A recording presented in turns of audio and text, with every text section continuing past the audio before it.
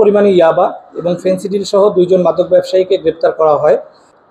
RAB 14 CPC 3 Tangail camp গোপন সংবাদের ভিত্তিতে জানতে পারে মাদক ব্যবসায়ীরা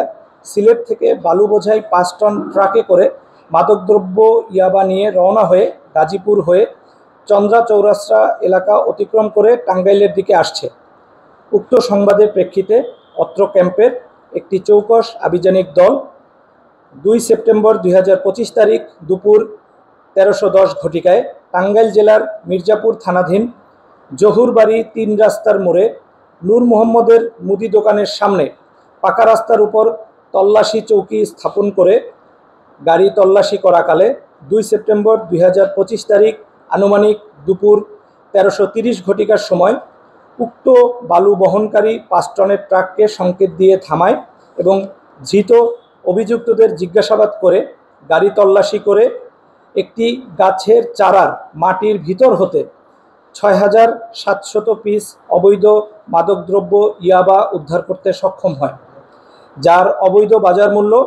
20,10,000 টাকা। উক্ত ঘটনায় গাড়ির চালকসহ 2 জন রবিউল বয়স 30, পিতা মোহাম্মদ আব্দুর রশিদ এবং ড্রাইভার শাহিন আলম বয়স 22,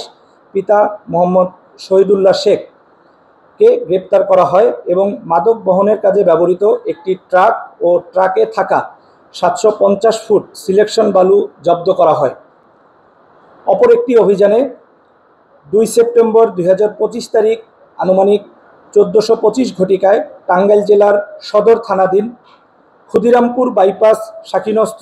শুভ হোটেল অ্যান্ড রেস্টুরেন্টের বিপরীত পাশে পাকা রাস্তার উপর একটি ট্রাকের মধ্যে থেকে পরিত্যক্ত অবস্থায়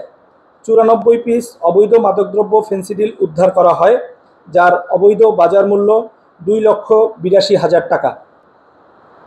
ধৃত আসামিদের বিরুদ্ধে আইনগত ব্যবস্থা গ্রহণের লক্ষ্যে মাদকদ্রব্য নিয়ন্ত্রণ আইনে টাঙ্গাইল জেলার মির্জাপুর এবং সদর থানায় মামলা দায়ের পূর্বক আলামত সহ হস্তান্তরের কাজ প্রক্রিয়াধীন রয়েছে।